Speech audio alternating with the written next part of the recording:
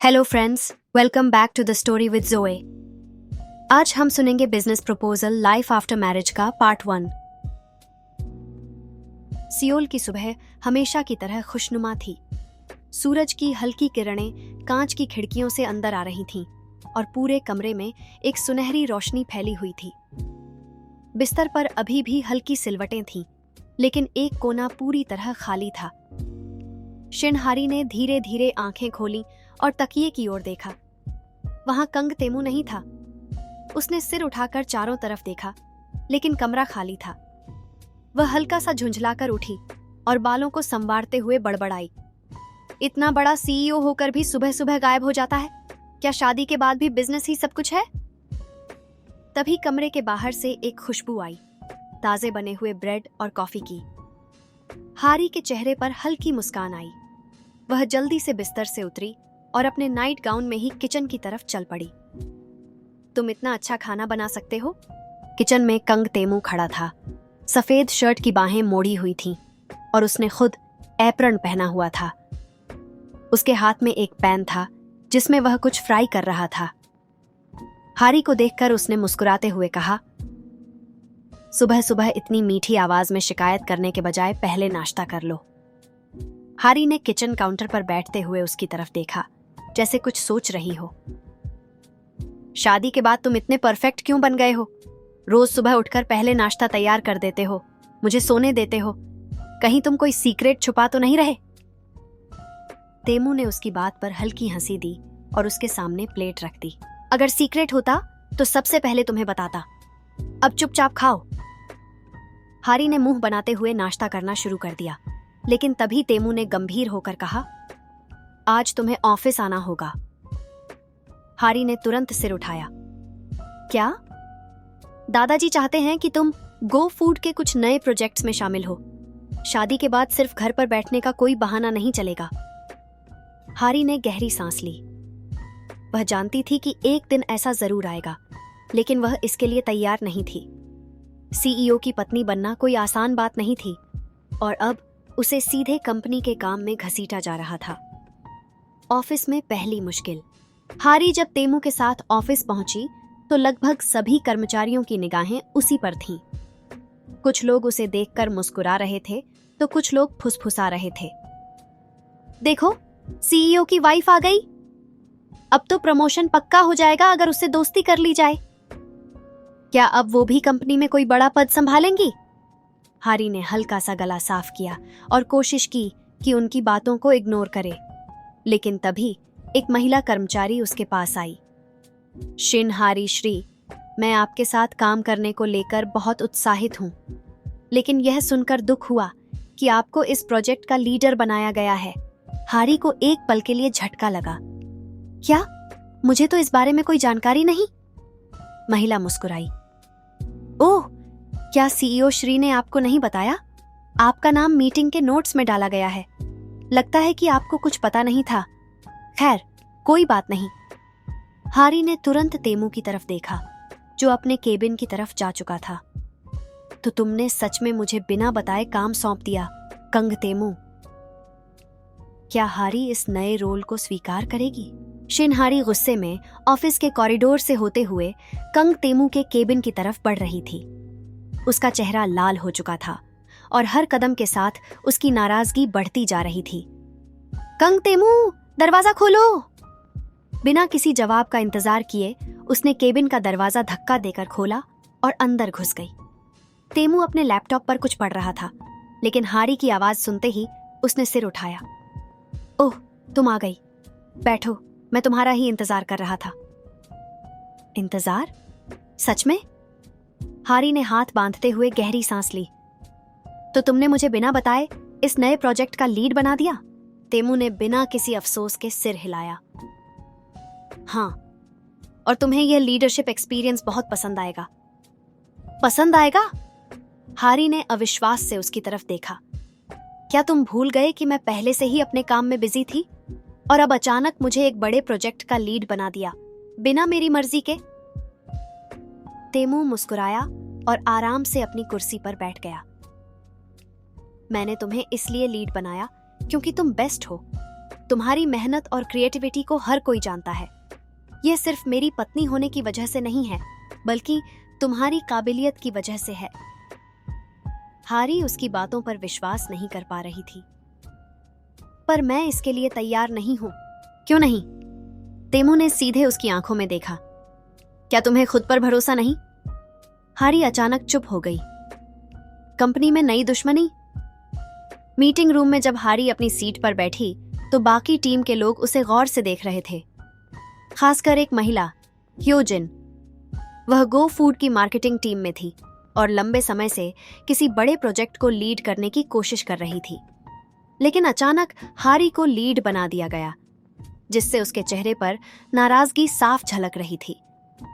Meeting शुरू होते ही ह्योजिन ने अपनी नाराजगी जताई। हमें यह समझने की जरूरत है कि इस प्रोजेक्ट का लीड कौन होना चाहिए। सिर्फ इसलिए कि कोई सीईओ की पत्नी है, इसका मतलब यह नहीं कि उन्हें यह जिम्मेदारी मिलनी चाहिए। कमरे में एक अजीब सा सन्नाटा छा गया। हारी ने महसूस किया कि सभी लोग उसकी तरफ देखने लगे।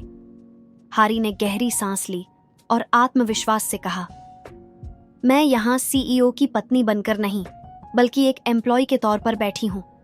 अगर किसी को लगता है कि मैं इस जिम्मेदारी के काबिल नहीं, तो हम परफॉर्मेंस से साबित कर सकते हैं कि कौन बेस्ट है। ह्योजिन हल्का सा हंसी। तो यह एक चैलेंज है? अगर तुम ऐसा ही समझती हो तो हाँ। हारी ने सीधे उसकी आंखों में देखा। तेमू की चिंता। तेमू अपने ऑफिस में बैठा था, लेकिन उसका ध्यान लगातार हारी पर था। वह जानता था कि हारी स्मार्ट और मेहनती है, लेकिन उसे यह भी पता था कि ऑफिस की पॉलिटिक्स उसे परेशान कर सकती है। तभी उसके फोन पर मैसेज आया, हारी, अगर तुमने मुझे जानबूझकर इस मुसीबत में डाला है तो घर आकर जवाब देने के लिए तैयार रहना। तेमू हंस पड़ा। उसने रिप्लाई किया, मैं तुम्हें जीतते हुए देखना चाहता हूं, हारते हुए नहीं। मुझे तुम पर भरोसा है हारी। क्या हारी इस चैलेंज को स्वीकार करेगी? हारी ने लैपटॉप स्क्रीन पर नजरें गड़ा रखी थीं, लेकिन दिमाग पूरी तरह से ह्योजिन की बातों में उलझा हुआ था। अगर किसी को लगता है कि मैं इस जिम्मेदारी के काबिल नहीं, तो हम परफॉर्मेंस से साबित कर सकते हैं कि कौन बेस्ट है। उसने खुद ही यह चैलेंज स्वीकार किया था और अब पीछे हटने का कोई विकल्प नहीं था। वह जानती थी कि उसे यह साबित करना होगा कि वह केवल सीईओ की पत्नी नहीं, बल्कि एक काबिल लीडर भी है। तभी उसके इनबॉक्स में एक नया ईमेल आया, प्रोजेक्ट लीड मीटिंग, आज शाम 6 बजे।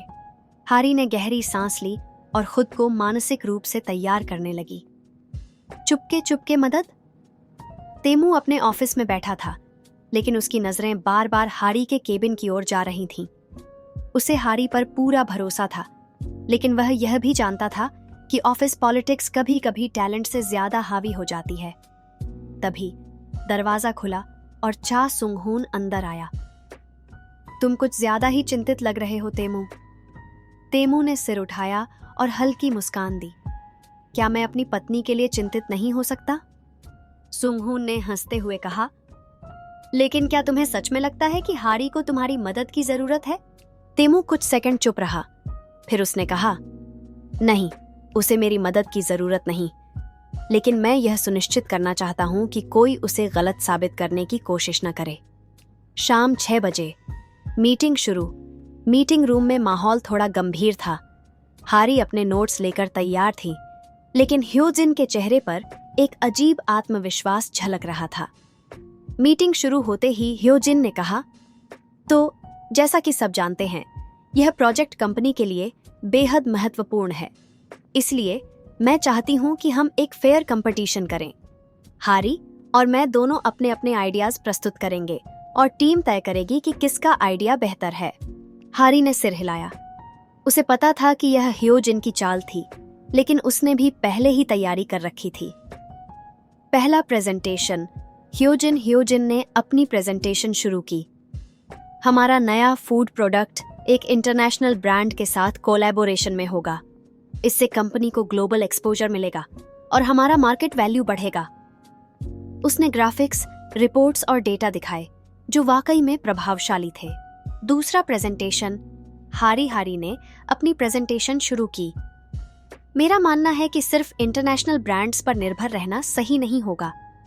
हमें अपनी लोकल ब्रांडिंग पर भी फोकस करना चाहिए।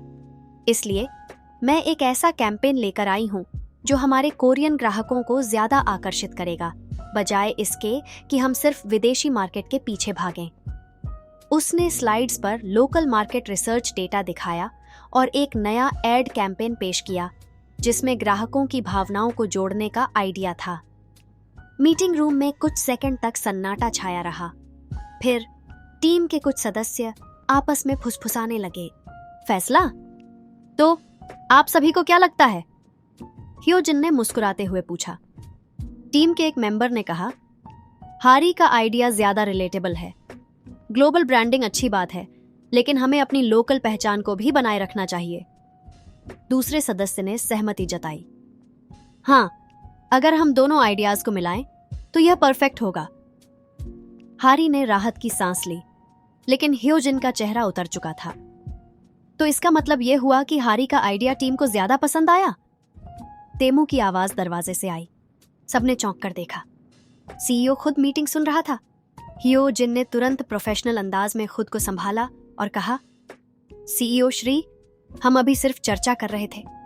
तेमू मुस्कुराया और बोला, चर्चा खत्म हो चुकी है और मुझे लगता है कि हारी ने अपनी काबिलियत साबित कर दी है। हारी की जीत, लेकिन क्या यह अंत है? हारी ने तेमू की ओर देखा, जो गर्व से उसकी ओर देख रहा था, लेकिन उसे एहसास हुआ कि यह सिर्फ पहली जंग थी। ह्योजिन इतनी आसानी से हार मानने वालों में से नहीं थी।